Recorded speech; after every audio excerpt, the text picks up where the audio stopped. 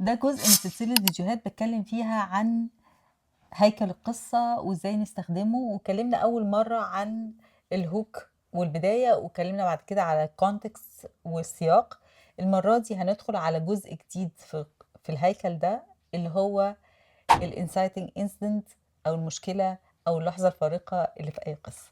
كل قصة عظيمة جواها مشكلة وجواها انسايتنج انسيدنت أو لحظة فارقة.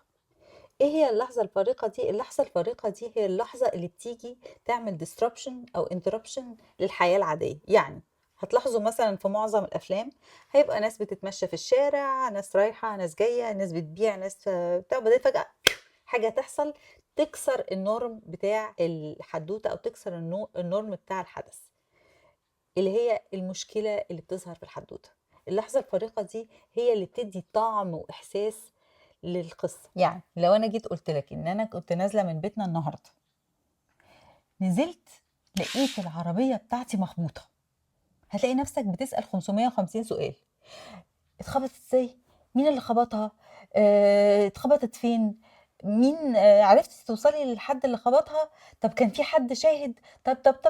طب مليون سؤال بتبقى عايز تعرف ايه اللي حصل في خبطة العربية. فدور في حدوتك على اللحظة اللي بيحصل فيها الاكشن، اللحظة اللي بتغير النمط وبتخلق الديسربشن.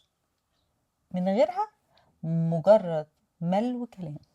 ايه بقى عندكم انتوا في الحدوتة اللي عايزين تحكوها الانسايتنج انسيدنت؟ ولو مش عارفين ابعتولي حوادثكم وانا احاول اساعدكم.